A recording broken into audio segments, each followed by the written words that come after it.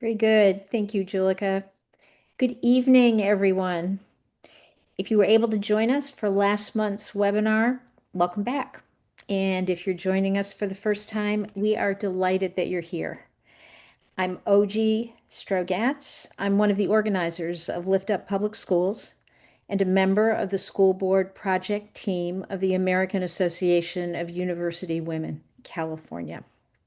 And I'll say a little bit more about each of these two co-host organizations in a moment. Tonight is the second of three webinars in the Public Education webinar series, which is focused on what our local school districts and school boards do, how they do it, and why their work is so crucial to the vitality of our communities and our democracy. As I mentioned, the series is co-hosted by Lift Up Public Schools, or LUPS, and the American Association of University Women California, or AAUW California. LUPS is a vibrant, all-volunteer coalition of nonpartisan and partisan grassroots groups from Contra Costa and Alameda counties. We launched in April of 2024 to champion excellent, safe, and welcoming public education for all. AAUW California is the state's affiliate of the national AAUW organization, founded in 1881 and dedicated to equity for women and girls through research, education, and advocacy. One of AAUW California's public policy priorities is equal access to quality public education for all students. Our two organizations look forward to the synergistic impact of collaborating to support public education as it continues to strive to realize its best aspirations. Just a few administrative items before turning to tonight's program. Please use the chat function in Zoom for any technical issues or questions, for instance, Zoom audio or video challenges. Our tech support team will aim to address these promptly. Please use the Q&A function to post any questions you may have for our moderator or panelists. We'll hold your questions on tonight's topic until the moderator and panelists have completed their opening discussion, and we'll do our best to help ensure that all questions are addressed. I need to note upfront that due to AAUW California's status as a 501c4 nonpartisan nonprofit organization, and because Lift Up Public Schools Coalition includes 501c3 nonpartisan as well as partisan organizations, the discussions in this webinar series cannot include endorsement or support for one party's position over another. Accordingly, we also cannot address audience questions framed in a context that supports one party over another. For example, if you want to ask a question about the federal government, please ask about the current administration or the congressional majority as opposed to the Republican administration or Republican majority. We thank you in advance for your understanding. Okay, on to tonight's discussion. School board trustees, leadership that serves everyone. We are about to be treated to a rich discussion from leaders with deep school board experience to learn more about the role of the school board trustee, the challenges and opportunities facing trustees, and what it takes to excel in this position. It is my great pleasure to introduce tonight's moderator, Tara Boyce. Tara is a business and public education advocate whose work bridges financial strategy, civic engagement, and community-centered leadership. A product of public education, she earned a BA in economics and political science with a minor in gender studies from Wilkes University, followed by an MBA. Her professional background has shaped a strong interest in fiduciary responsibility, transparent decision-making, and systems that support long-term organizational health, skills she brings to both her professional and civic work. Deeply rooted in the Livermore community, Tara is the sole mother of two elementary students attending Junction K-8 in the Livermore Unified School District. Her family's close connection to the Junction community has reinforced her belief in the importance of diversity, belonging, and schools as extended families. In 2024, she was encouraged by an outgoing trustee to run for the Board of Trustees. While the campaign did not result in a win, it strengthened her commitment to supporting and improving public education locally and regionally. At a time when public education faces increasing challenges, Tara is especially committed to efforts that elevate strong school governance, support, and retain high-quality educators and staff, and help communities understand the critical role school boards play in student success. Her approach to leadership is grounded in thoughtful analysis, collaboration, and advocacy on behalf of students and families, bringing clarity, accountability, and impact to every space she serves. Tara, it's all yours. Thank you, OG. Really appreciate that. So, it is my distinct pleasure to introduce our two panelists for this evening. Um, we have Tara Lynn Finders, who is a former school board member who is regarded to have built strong collaborative relationships across constituencies during challenging budget, staffing, and policy situations. In addition, Tara Lynn covered public education for local media, which gives her an outside in lens of board work in action. As part of her role as Chief Client Services Officer for F3 Law Firm, she draws from her 40 years of professional experience in corporate and crisis communication management to advise districts on strategic planning and crisis management. She facilitates governance team training for school boards throughout the state and holds a degree in journalism from San Jose State. Our next panelist is Cheryl Cook-Callio. Cheryl has an MA in history, emphasizing the Constitution as a Madison Fellow. She served Senator Feinstein in the federal courts as a fellow in 2002 and 2005. She was she was a member of the state K-12 Civic Education Task Force and iCivics Teacher Advisory Boards. She is a 40-year veteran teacher specializing in civics. Ms. Cook-Callio received the American Civic Education Teacher Award. She also served on the City Council in Pleasanton, California. Currently, she serves as the state coordinator for the We the People Project Citizen, provided by the Center for Civic Education, and also sits on their national board. Cheryl was also recently named Woman of the Year by Aisha Wahab, state senator for California District 10. Very excited to have these humans with me this evening to explore different ideas around the school board trustees, and absolutely, we would love to see any questions come through the Q&A, and that will be at the end of the session. So, are we ready to get started? I think so, right? We're excited. So let's start with a very basic foundational question to set up our session together tonight. What is the role and purpose of the school board and its members in our school districts? How does the actual purpose differ from its perceived purpose by voters? We're going to start with Tara Lynn on this one. Well, good evening, and I do want to thank you and thank the partners for making this possible. I know Cheryl joins me in hoping that this piques interest in paying more attention to our public schools, leaning in and getting involved. Indeed, it is most worthy of civic engagement. The role and purpose of the school board. Fundamentally, the role of the board, those who are elected to sit on their local school board, is to ensure that school districts are responsive to the values of their community. And not all communities are the same. Not all communities place the same values in public education. And I'll elaborate on that in a moment. But I just want to say, first and foremost, it is critical that working together, the electeds bring the voice of the community into the discussion about what our schools look like, hold dear, and prioritize. That's what makes districts unique, one from the other, from the other.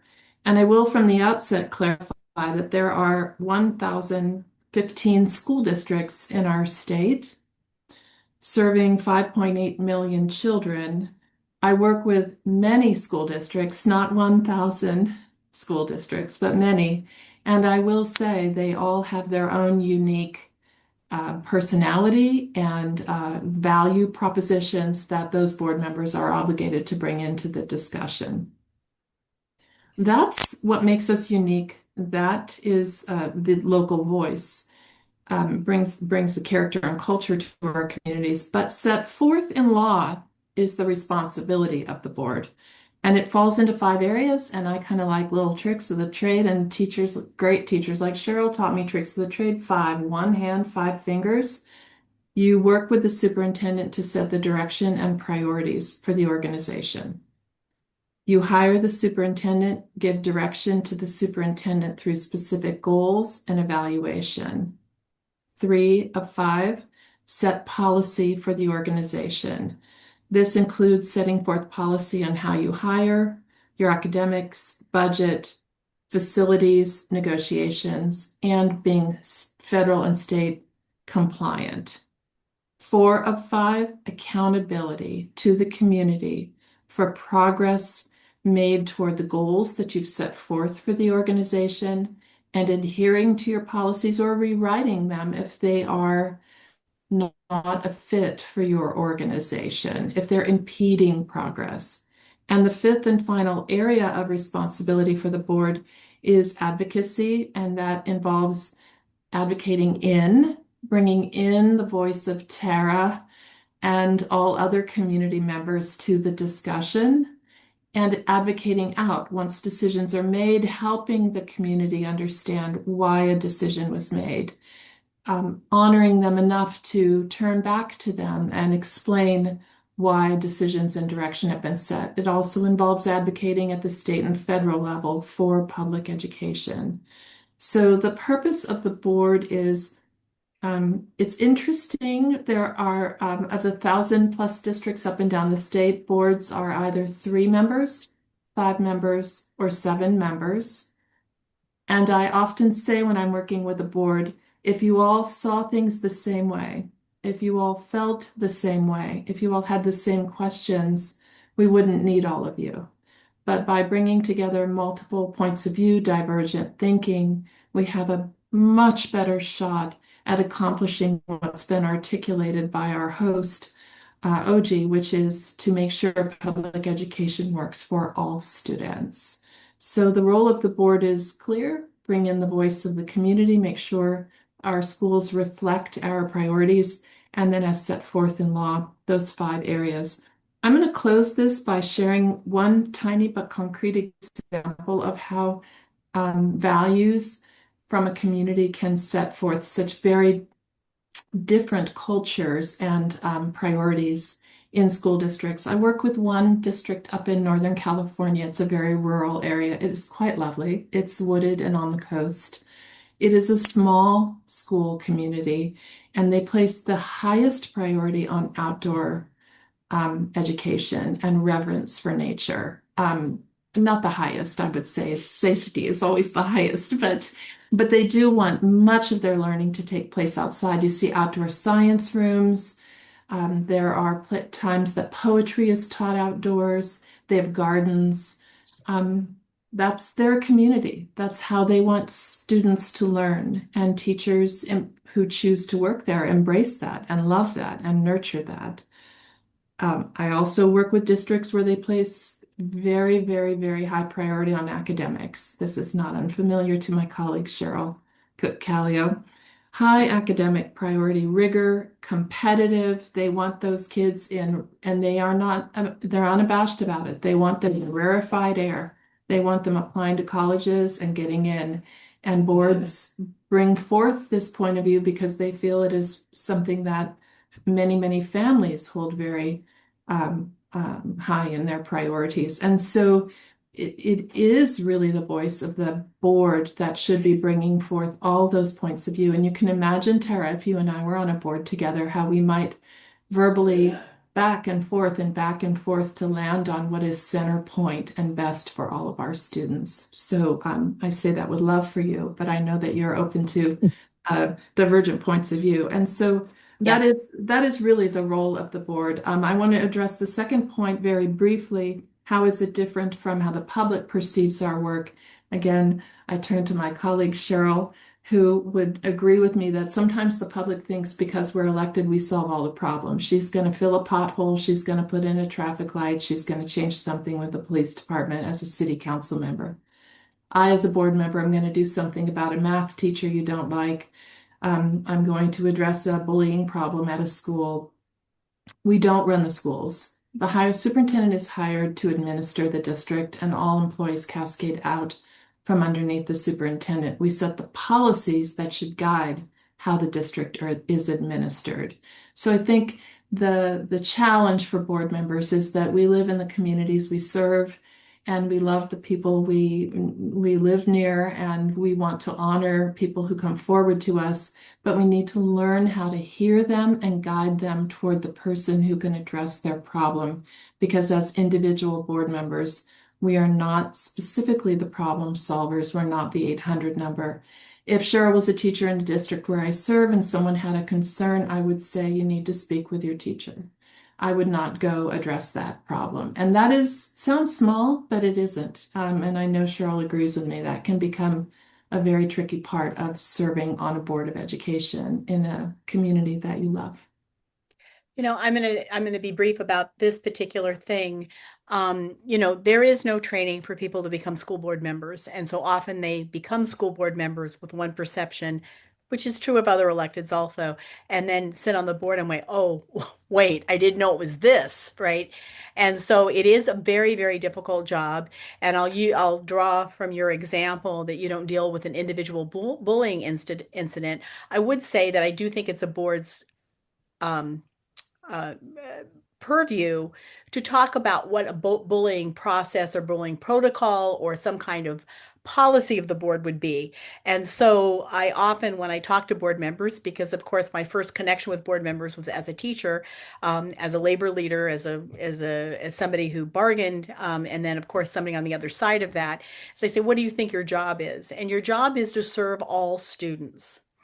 That doesn't mean this demographic or that demographic or this person. You want to make sure that all students get the very best possible education that they deserve. And to do that, you need to keep the money as close to the kids as possible while still paying the bills for heating the building and doing the lawn and paying the attendance clerks and all that sort of thing. But there is really no training for this. And we've seen this across the state of California when you elect somebody because they serve a niche or have an agenda and they don't know how to be effective. Tara Lynn mentioned her back and forth with Tara, and the best boards are able to civilly discuss things and land on something that's good for as many students as possible. It doesn't mean that if I call a board member that they don't talk to me, but they may say, this is not my path. You really need to speak to the principal or to the teacher, or this is something that possibly you bring up to the county. There are many paths, but there is no training for this. And unfortunately, you have people who enter elected office with the idea that they want to be public servants. So they learn how to do it well. And you have people that are there for an agenda. And I've said to many board members that I know you have kids in school, but your job is to serve all kids, not your kid, not your specific child. Your specific child's problem in that specific school is not your job on the board.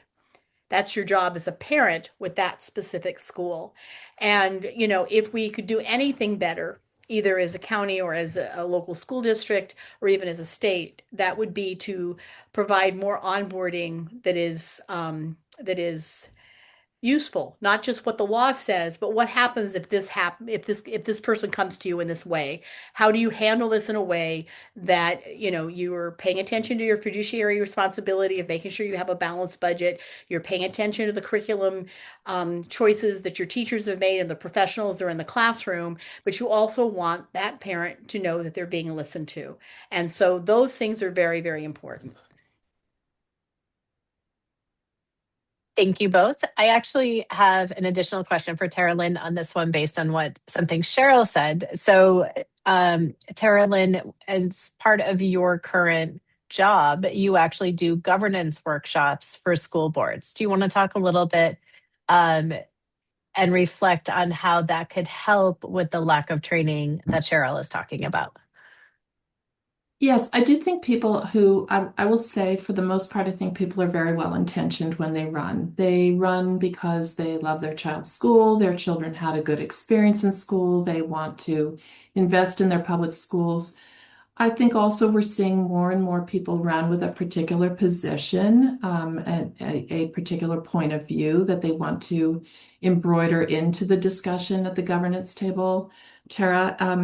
So what I find is that boards and governance teams, and the governance team includes the superintendent. So it's not just the elected body, but the superintendent.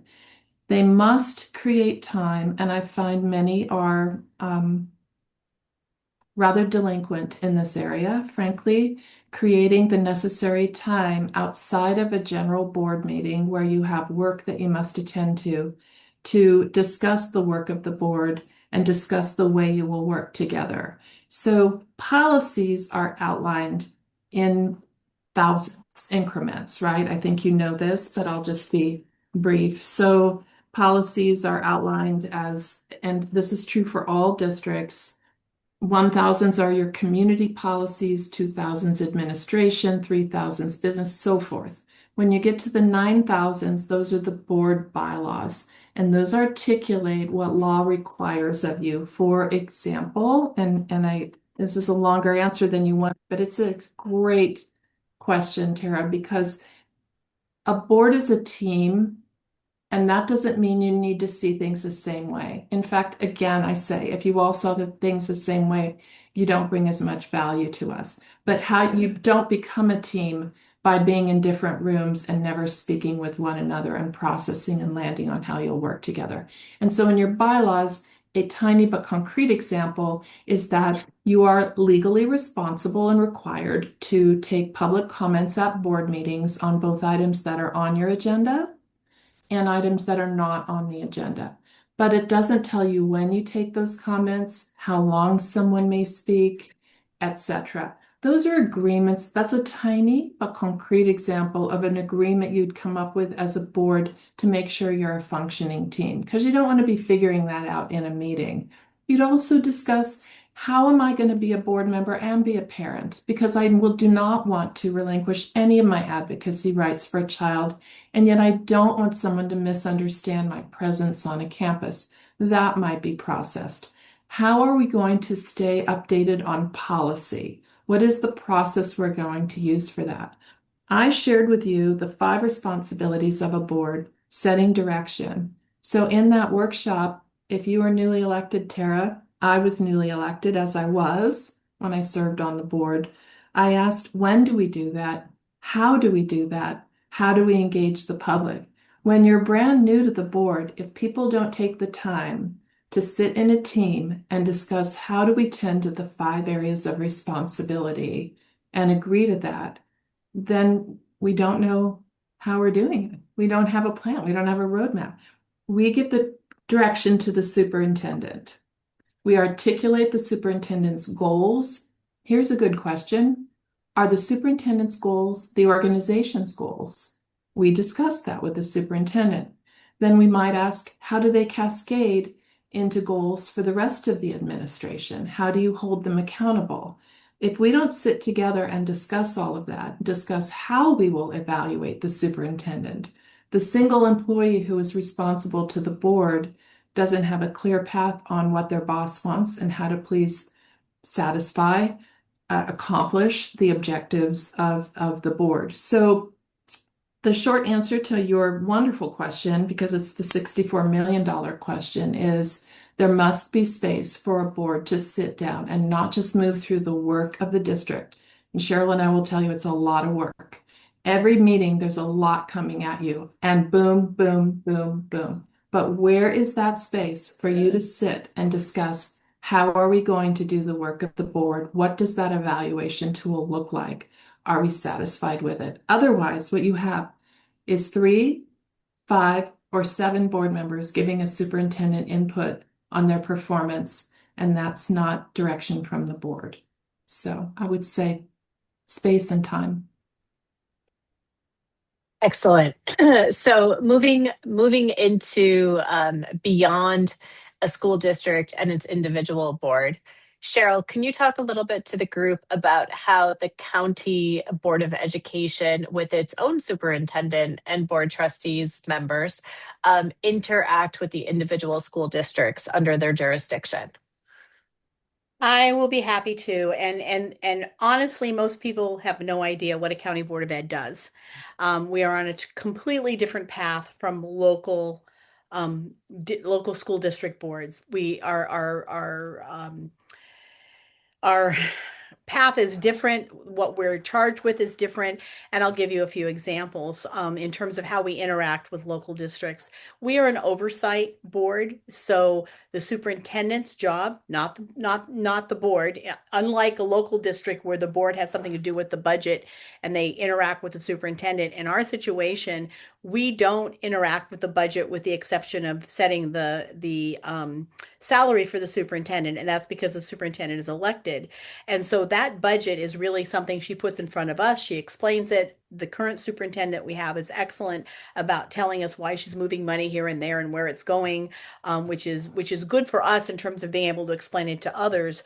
But a county board of ed does a couple of things. They check the budgets of the local school districts in their county. I think there's 18 in Alameda County. They want to make sure those budgets are balanced. How those districts balance those budgets is not up to the county board of ed. If in fact the budget from a local school district is not balanced, they'll get a letter from the superintendent instructing them to balance it. They may get some help from our office in terms of what to do and what choices to make and where we can backfill. But we don't tell people how to balance their budget. We tell them that it has to be balanced. Occasionally, the superintendent will say, what you're doing right now is not sustainable. You're using money that is not ongoing. You can't use that for salaries because it's going to disappear next year. They'll make those kinds of comments, but how you take that pie and divide it up is really up to the local school district. In addition, that's pretty much the superintendent's job to do that sort of thing. Superintendent also may choose to help districts when asked to search for superintendent, to help fund that search, to help with public records requests, especially at a time when it becomes so massive as it did in the Sunol Glen situation about a year and a half ago. They were so constant that it would have eaten up the school district's entire budget, and the county stepped in. So there's many things like that. And there's also training that the superintendent will do for district staff and superintendents. Now, my job as a school board member on the county level is to oversee juvenile justice education, special ed, underserved communities, alternative education. Those are the schools that the Alameda County Office of Ed manage. We also manage some charter schools. So, for example, you might have a charter school that's an independent study for someone who's been expelled, who's trying to retrieve or recoup their credit. So it's a very kind of specialized school that's really specific to that student.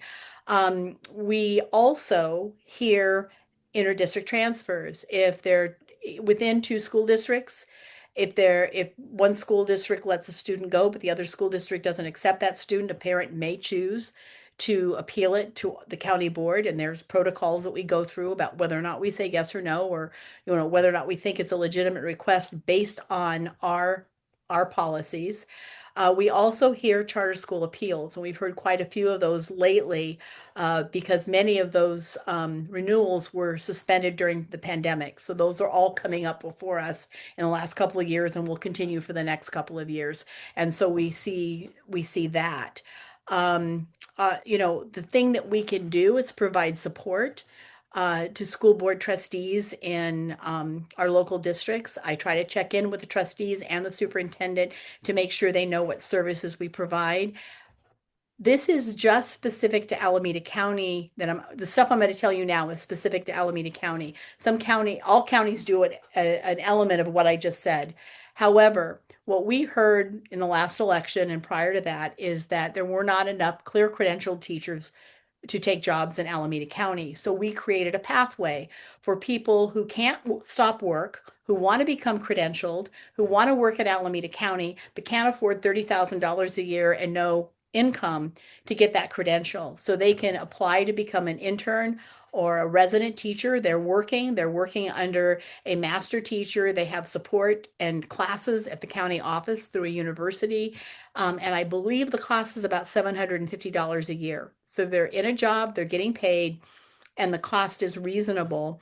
And the goal at the end is for them to be clear credentialed and to work in Alameda County.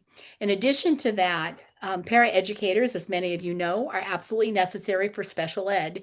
If you don't have the paraeducator, then you have to contract out, which is way more expensive than hiring somebody in your district, but you have to have a qualified person. We have started a program where we have been certifying each cohort about 45 paraeducators who all have gone to work in Alameda County.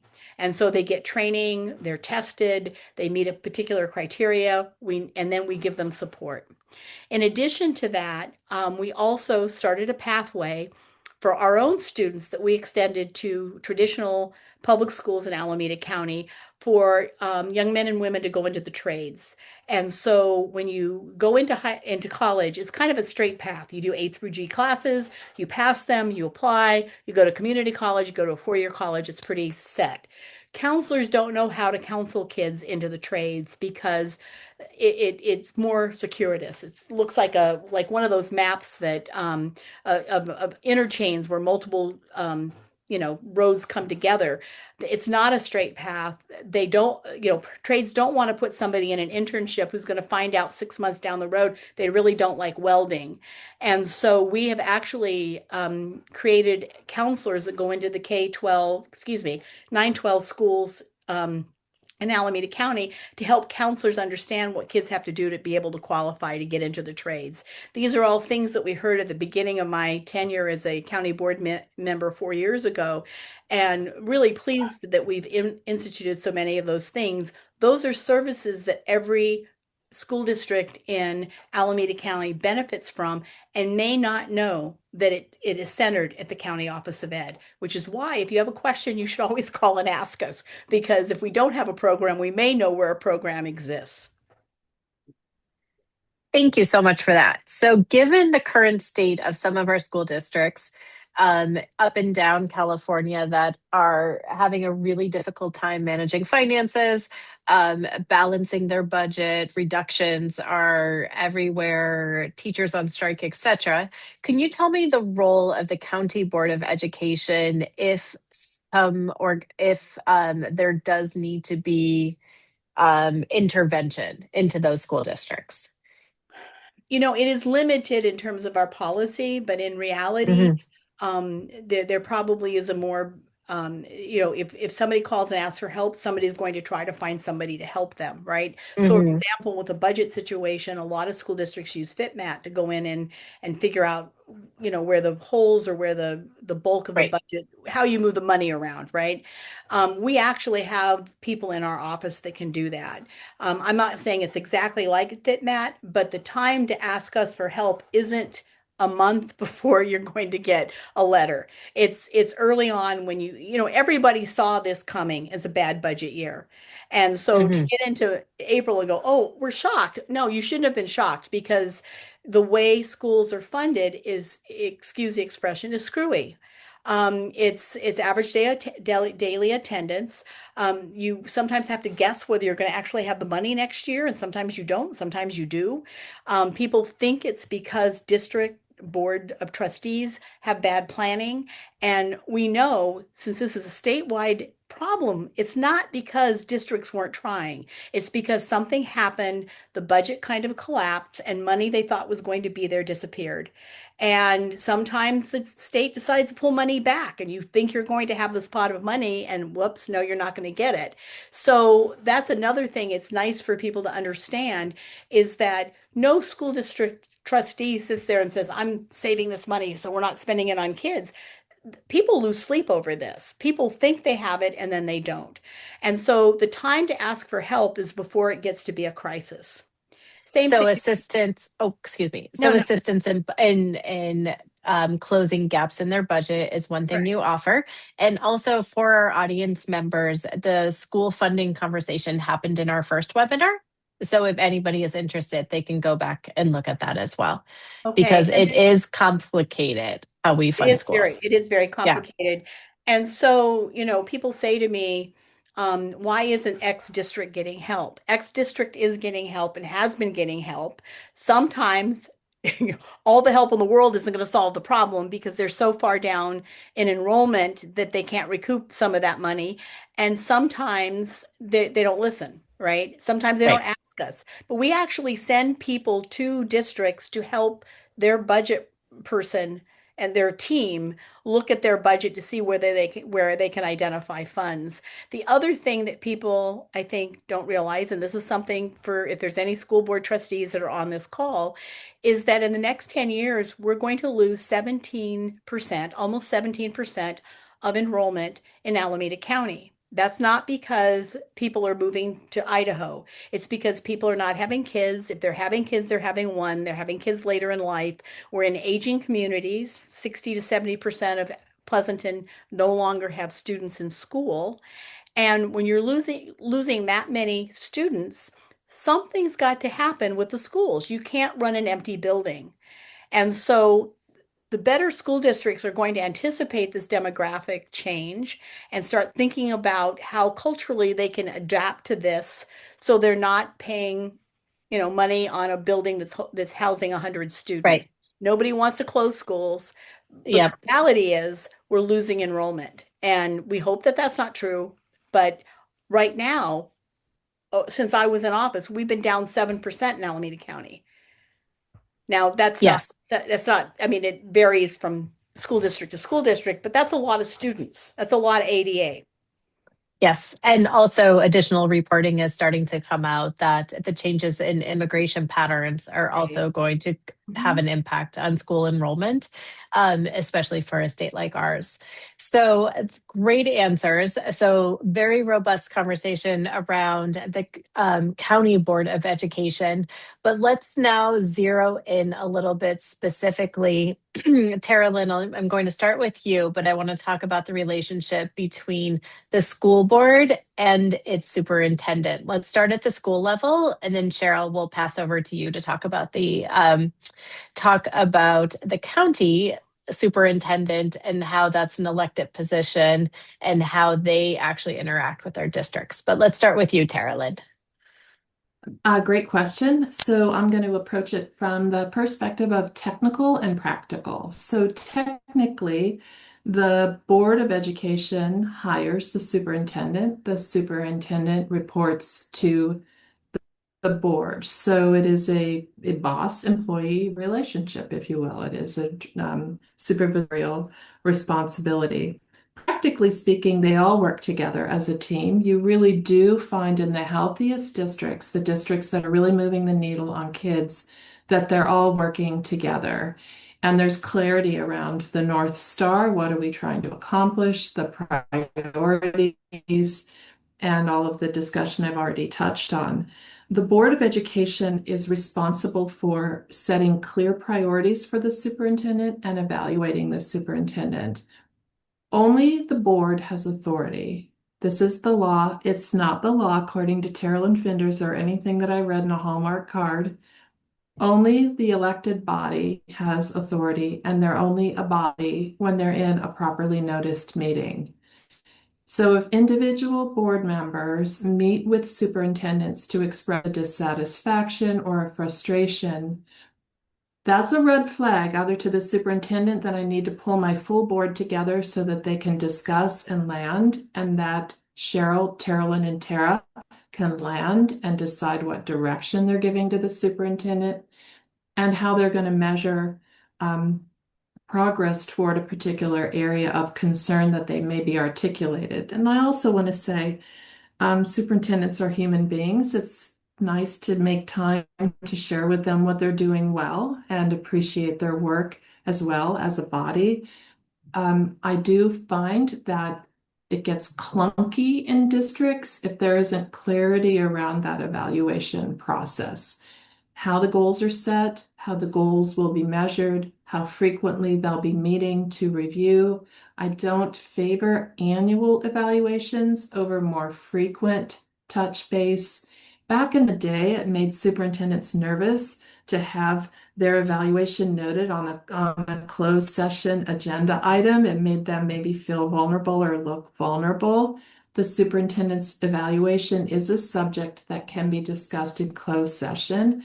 And for those who are new to education and listening in, our meetings are divided into open session, where we have to discuss pretty much everything, and closed session, which is very, very limited by law and what we can discuss.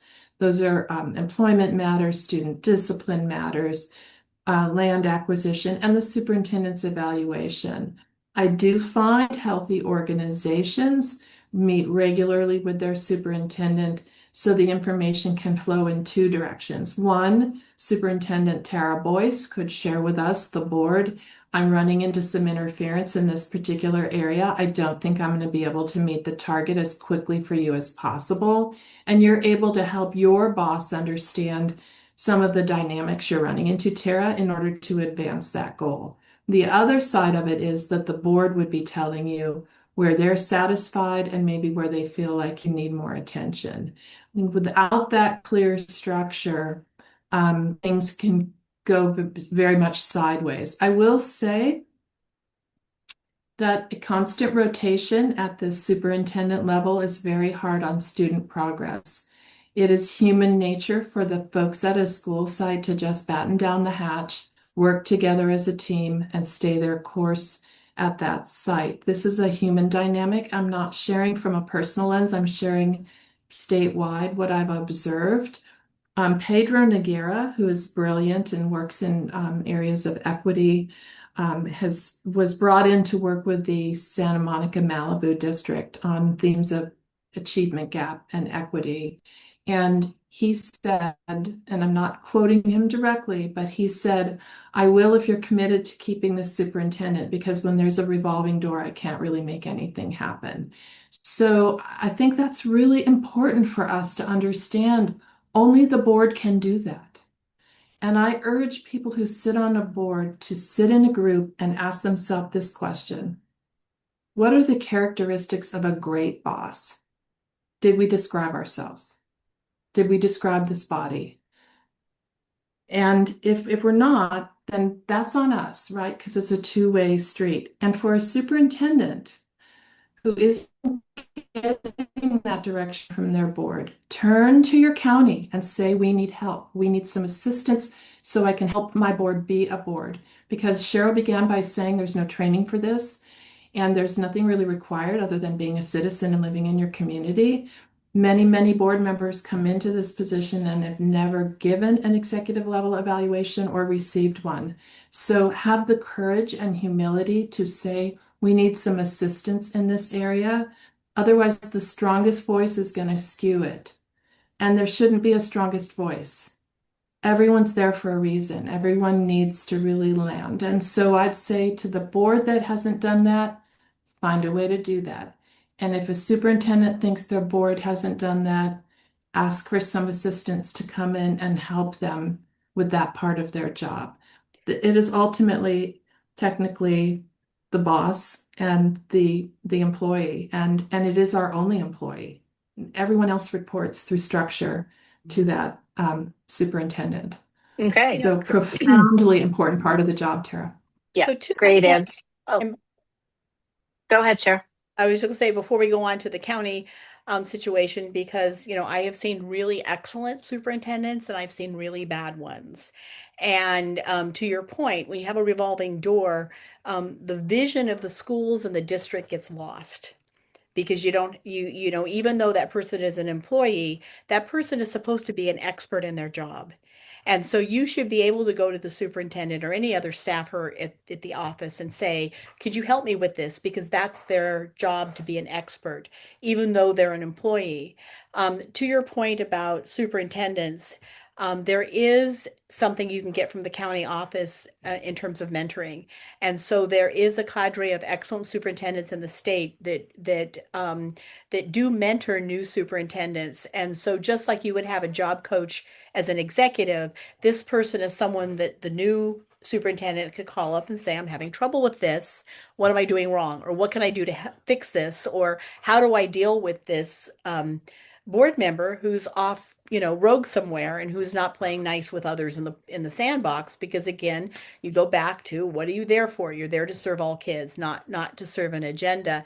And so I think that to the point that you're making about in the case of a local school district, the superintendent is at will on behalf of the district. If the superintendent is not fulfilling your mission or your vision for your school district, then you didn't hire well. You need to either get that person some help or regroup. And we've seen that happen.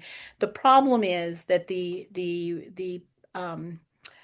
it's a very shallow lake for superintendents right now. It's a very, very hard job, and it's much worse when the budget is bad because they're kind of taking on all that pressure as well as the trustees. And so we're not seeing superintendents stay 10, 12 years in the job very often.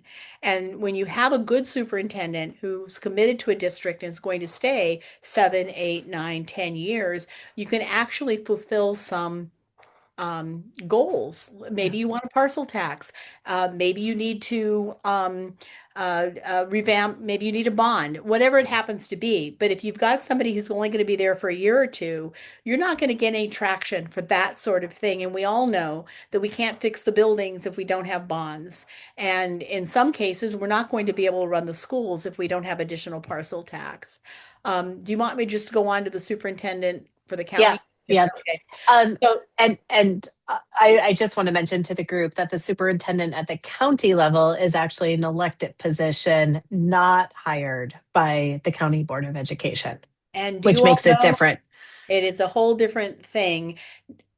Most, if I think there's three counties, maybe only two, that have superintendents hired by their board of trustees. The rest of them are elected. And if you don't know, if you all don't know this, and some of you do, the only way that you get rid of an elected is either recall or an election. That's true for a trustee, that's true for a superintendent who is elected. Obviously, you hope people vote wisely, and the people that are in office, if they don't know what they're doing, are pretty quick on the draw and figure it out. So in our particular case, we have totally different paths. So the superintendent deals with budget, she deals with the direct connection with school districts in terms of dealing with superintendents. The County Board of Ed, in our case, deals with curriculum education things. As I mentioned before, we deal with uh, juvenile justice. The court schools are ours, and charter schools. We don't overlap. Now, in the best districts, county boards, as well as in the best districts, actually operate as a team. So we work with the superintendent in Alameda County who talks to us because she values our counsel. And so she'll come and say, "This is what I plan on doing. And I want you to know because I want you to know the background and why I decided to do this." And then she asks for us to have some kind of conversation. That has made for a very effective board. We're very different. There's seven of us. We all come from different backgrounds. I personally think it's great to have a teacher or two on a school board, but I don't think it should all be teachers. I don't think it should all be business people. I do think it should all be people that are committed to public education.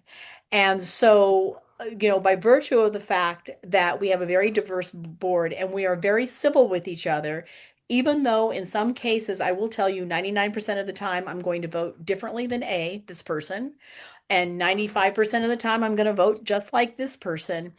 It may be for different reasons. And my experience on boards, whether it be a school district or when I was on the council, is that discussion creates a better product.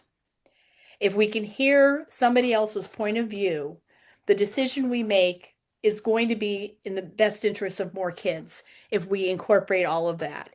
And so when people say to us, "Well, why don't you tell your superintendent this?" It is not my job to tell an elected superintendent how to do her job. I do think it is my job to foster a good relationship with that superintendent so that I am treated as a colleague and someone who can add value to the decisions that she makes, as well as value to the decisions I make. But it again sometimes you get a board that works really well together and sometimes you don't. And when you don't, it's I think it's detrimental to the district and it's detrimental to the county. So the synergy of the board is absolutely something that moves school districts forward, right? And how well they work together. Can you just speak just really quickly about what the county superintendent can actually do with individual district superintendents to help them as well? So you talked a little bit about the mentoring program that the county provides, but what interaction does our county superintendent actually have with the individual school districts? Well, she meets with superintendents regularly and Hmm. creates an open door. Like she, meets with them, if there's a new superintendent, she always has coffee. I believe that at that time, she kind of lists, these are the things that we can do for you. But when you're new, you're not listening to number 19. You're only hearing number one or number two or number three. Hmm. So this particular superintendent, keep in mind, although I have seen many county superintendents come and go in my 50 years of, you know, Alameda County education. This particular superintendent, from my perspective, is extremely good at trying to foster relationships and trying to stay in her own lane. And in she's also can be a scapegoat. If somebody can't do something, say, well, the county should have helped us. But the county, just like in an emergency, you have to ask the governor for help. Yep. The county can offer, you can, but if you don't ask and you don't accept the help, it doesn't happen. Now, to that point, also, we have done a lot of work of trying to put together workshops, not just for us as board members, but the workshop they did for us on charter schools and charter reauthorization and attendance is also being given to charter schools so they know what the expectations are and what the problems are coming up. So I know that she does this for new superintendents and new employees. She has, workshops or meetings where she talks, where they can sit around and actually talk about what the problems are. Because there's a big difference in showing a PowerPoint and saying, you can ask us this, you can ask us that, as Yep. opposed to having a frank conversation where somebody can actually ask a question and get a frank answer. Excellent. I, So I now think that I we've, think I, oh, I go think they're ahead. there to be colleagues and supportive, Tara. But I want to say that a sitting superintendent in a K-8, K-12 district who's reporting to a multi-headed boss who might not be the very body that hired them, maybe there's been a turnover. Mhm. They may turn to the county for support, and this county is always there. They are going to turn to one another. How do I handle this situation? Because that is a different dynamic between a county board and a county superintendent. They don't report to one another. And Hmm. that is a place where you really want to speak with someone who can guide you and say, maybe to a new superintendent or a superintendent who's new to a community, maybe you're part of the problem here. Maybe what you need to be doing is creating this. So I will just say that counties are there to be a resource. But I think when it comes to the dynamic between the employee to the employer, they're looking for a very seasoned experience in that area. Mhm. Excellent. Excellent. So let's move on. Now that we understand the structure at the individual school districts as well as the county level for California, let's drill into what we think and what we know based on years of experience that both of you have being on boards, monitoring boards, etc. What are skill sets and qualities that lend themselves to a new candidate becoming an impactful trustee? So, what should voters be looking for when somebody knocks on their door and says, I'm running for Livermore School Board? Please vote for me. I think that, and I have a real bias here. Very often, what activates something is when something goes wrong. Mm, And so people are knocking on there and saying, I don't like what's happening in X school, and this is why you should elect me. When in fact, that's not the job of the trustee at all, is to fix X school. It's not that they don't have any input in it. And I will tell you, and it said, and when we're talking about the questions, we can keep this anonymous. But when I ran for city council, I said a lot of things that I thought the city should do. That once I got onto the city council, I wanted to bite my tongue. because what I found out was many of the things that I thought they weren't doing, they were doing, I just didn't see it. And so, they should be doing this, why aren't they working on this? And people do that because they want to create energy behind a campaign. And it may be true that the district isn't doing it. I mean, that also may be true. But the fact of the matter is that when you sit in that seat, you no longer have the luxury of spouting off. You now have the obligation of looking at the entire district and all of the Hmm. kids. And that is very difficult. So I think that what I want is someone who's doing it for public service reasons, not because they are put up by a particular group of people that have an agenda or because they don't like this particular curriculum or their high school teacher was mean to the kid or those kinds of things. Even if they aren't on point about what they can do or what they can't do, because you don't know what you don't know till you get there. But I want public service to be at the heart of it, and I want what's good for kids to be at the heart of it. And I want that person to be willing to learn and to ask questions. One thing I'd like to say is that a lot of people get in this and they will dress down staff in a public meeting. And the staff is there to serve you. Sometimes the staff will tell you what they think you want to hear. That's not good. But what you want from staff is them to give you the benefit of their expertise so you can make the best possible decision. If you choose to ignore that expertise and become political, then it's on you. But you want to maintain a good relationship with the staff and recognize that they're going to be there maybe longer than you are. And maybe they've been there for decades before you even got there. And so I think that I want someone who recognizes that relationship building is at the core of how you create a civil discussion and how you come to the best decision for all kids. I want to know why you believe public education is worth your time. Mhm. I want to know that I would ask you, what is the role of the Board of Education? And I'd like to hear them be able to articulate it. I'm cautious as a Cheryl when somebody sounds like that kid in eighth grade running for student body president who says we're going to have lemonade in every drinking fountain and Fridays will be off and every student should have music. And you gave me the big long list of everything students want. And I'm thinking, so does every board member. So does every superintendent. Nobody ran for the board to take things away from kids and have to feel like they love them a little less. Right. I want to know when you've made a courageous decision on behalf of the cause, even though it was going to cause difficulty, personal challenge for you. Can you answer those questions for me? And I honestly, I think a value add, and I would give someone a pass if they don't have a substantive answer to this or don't have experience in this area. But anyone who has given or received an executive level evaluation would mean a lot to me. I will tell you the best um, responses I've heard to questions about school business when somebody's running for the board is to say, I don't know. That's a good question. I can tell you the questions I'd ask to try and understand it because you don't know. You just don't. And in education, even after you get your sea legs and you get the gig and and it takes 2 years, even if you've studied education, and I say with deference to all educators, they don't get it either. All of a sudden, it's all new to them.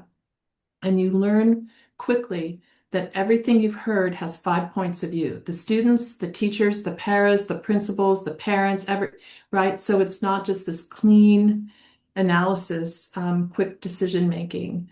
Um, what kind of questions does a person ask to understand a situation? So for me, you knock on my door and say you're running. Why? What do you believe you have to offer that will make our schools stronger? I'm very wary of someone who builds a list of what they want to stop or start. I want to hear that they genuinely believe education's for all kids. And then I might ask them for that. Can you give me one example of a time in your personal or professional life you've made a very difficult decision that you knew would disappoint people, but you were able to do what you believed was right for the cause or right for the moment? I will even Because add, that is the job over and over again. And having the courage to not just sit and set direction, third grade reading, but then having the wisdom to ask, and superintendent, what should we expect? Expect the first, second, and third grade teachers to come unglued. She Mhm. wouldn't say that, they wouldn't say that in public, but they'll tell us in that they're going to come unglued because you're taking away a program that they love, but we don't see it working. So you need to give me runway to work with labor leaders, to work with teachers, to move them along. But you don't just set direction and then expect them to act like a CEO. Superintendent is more like a legislative whip.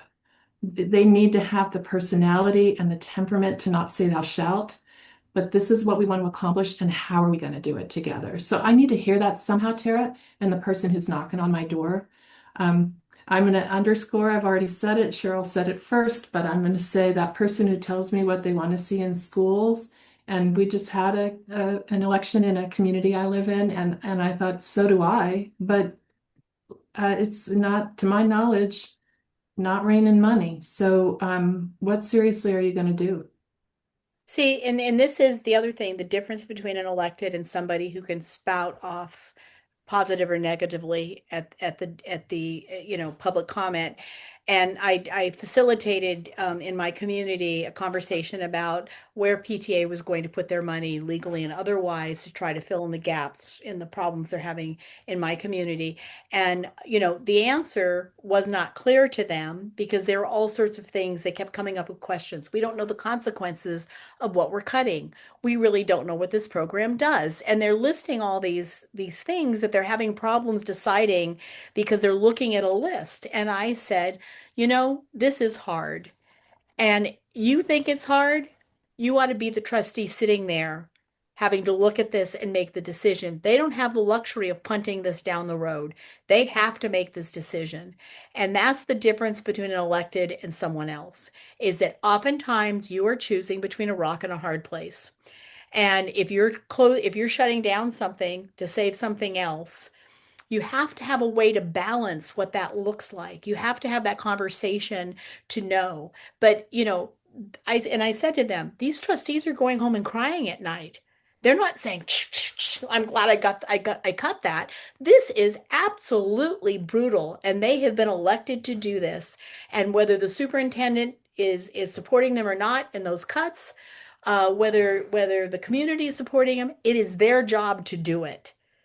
And it is difficult. And that's what they left with, is that this is hard and we should have some empathy for the decisions they have to make because we can't control right now, other than our advocacy and the work that we do. And we do this through the county office. We have a governance staff that tracks legislation and proposes legislation and weighs in on legislation, but we really have no control over how that money comes to us, and what we can do with it. And I think that pointing out to them, these are parents. They've got kids in school also. They don't want to see that cut, but they have to make a decision. They don't want Susie's third grade teacher to get a pink slip, but the money has to be there. The students have to be there. And I think that the other thing I think from what I'd like to hear from somebody running for school board is that they're not going to pit different elements of a district against each other.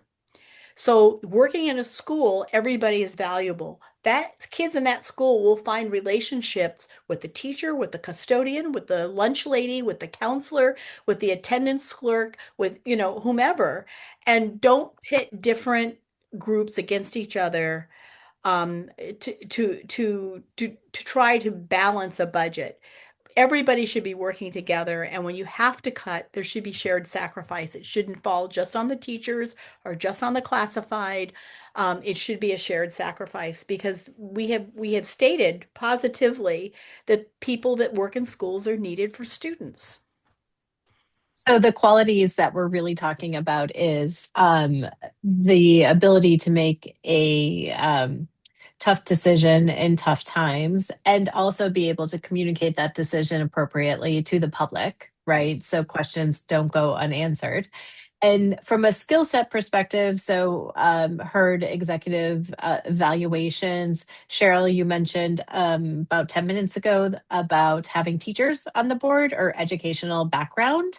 What other specific professional skill sets can really help round out a board's functional capabilities, right? Because people come from all kinds of backgrounds, but there are specific professional areas where those skill sets can transfer nicely to a board. What are some of those? I think that if you're in a situation where you're used to critical thinking, that that's extremely important. I think being able to think out of the box and perhaps be able to expand what the choices might be.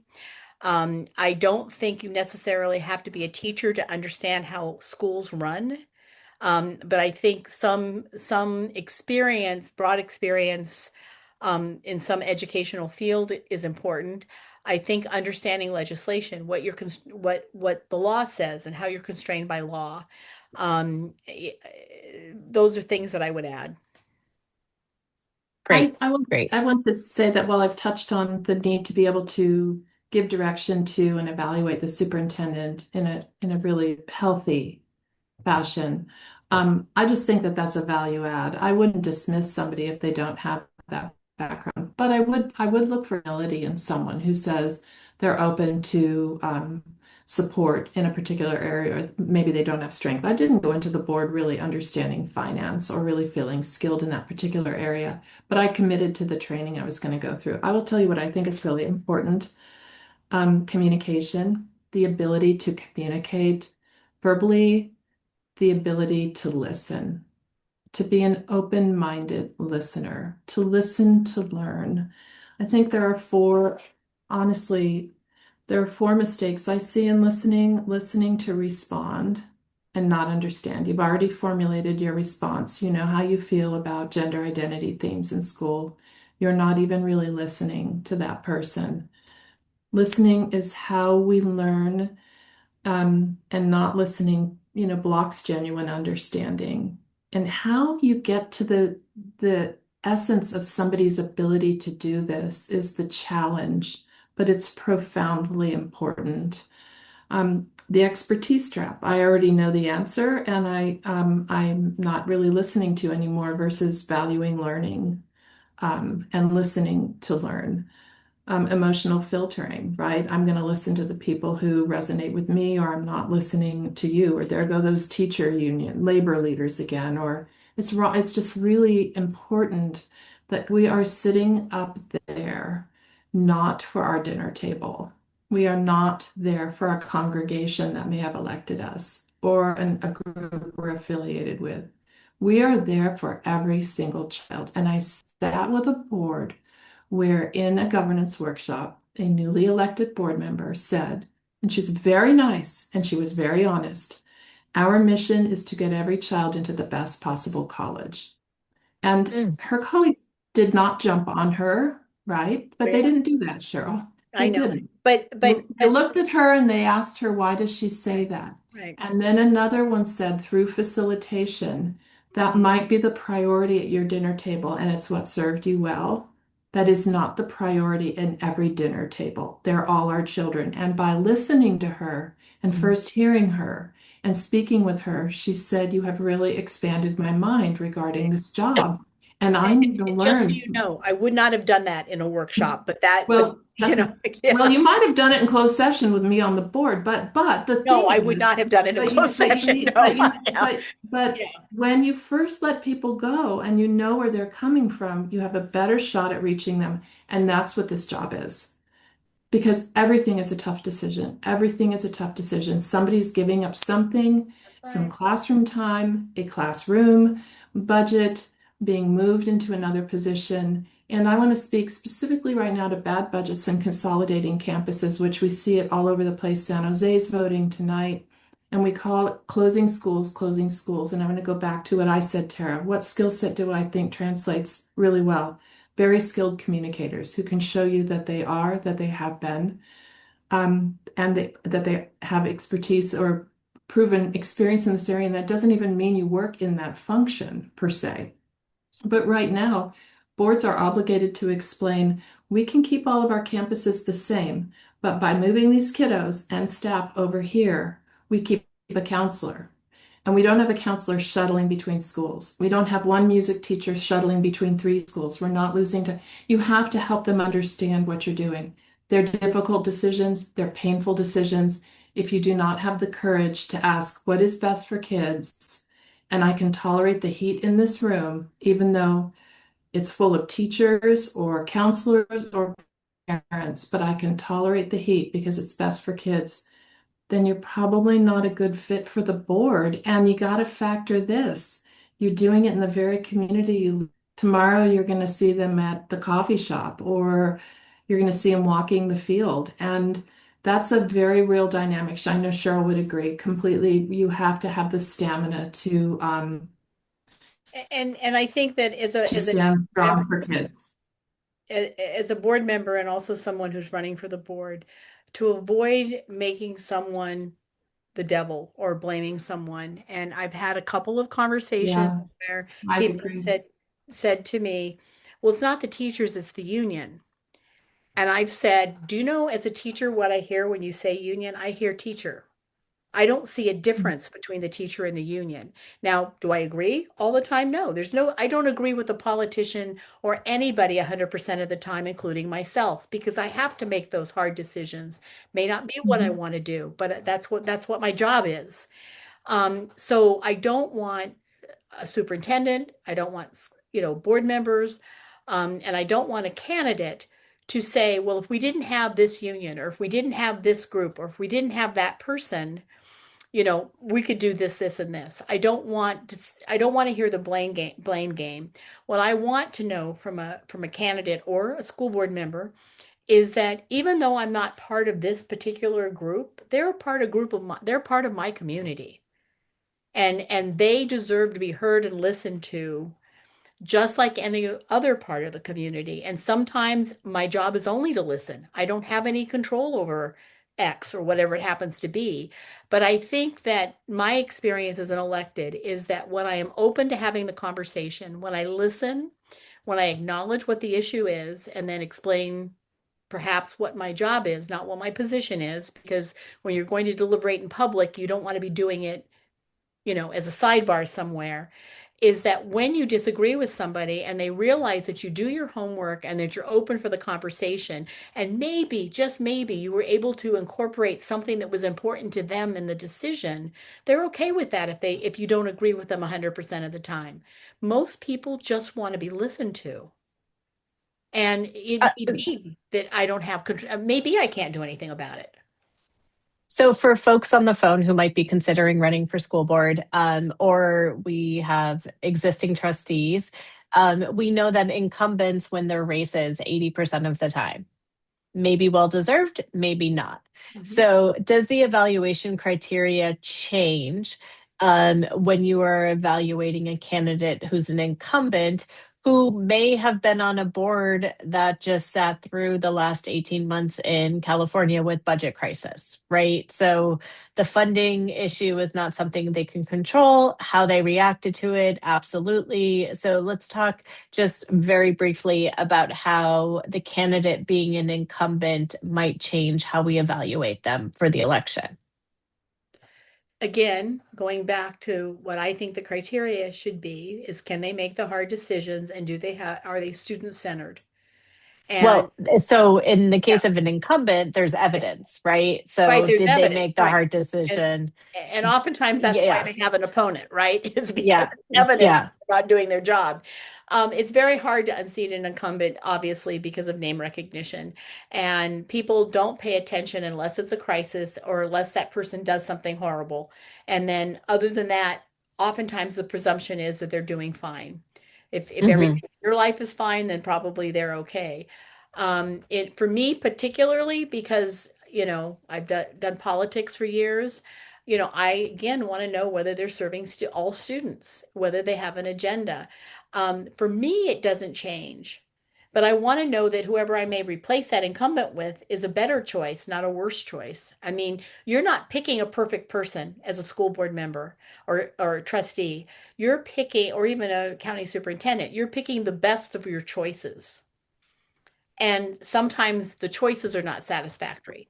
Sometimes all of the choices are satisfactory, and then you have to go into a little bit of nuance. But I don't think I'm a usual person in that situation. I think that most people, if everything's going along okay, will vote for the person they recognize. Sometimes they vote for But the person who answered the email. if you want some practical tips, Tara, I would say watch board meetings or attend one. Watch for, do they lean in? Do they discuss? Do they deliberate? Do they ask questions? Do they ask good questions? I mean, that's all we have, really. And do And they come there's a for, rhythm to go yeah, do they prepared. come They come prepared to the prepared. meetings, right? Mhm.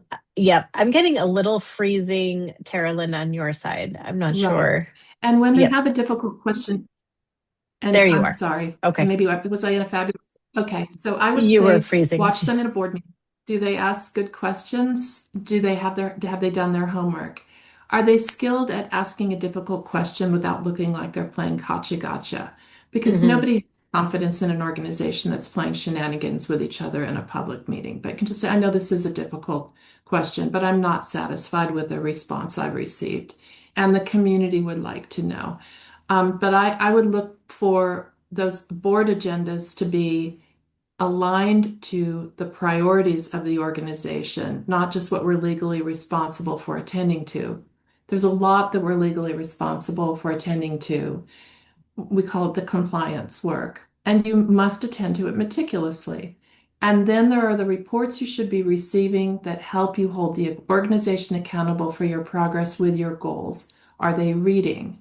Are they expanding engagement opportunities for students? Are they looking, or did we set as a priority shifting to a K-8 model?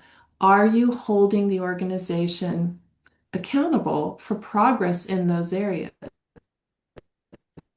So switching to, oh, Carolyn, you're freezing again. If you, Uh, sorry, yeah, Carolyn, do you want to try turning off your camera and coming back on video? sure. Sometimes that will fix that.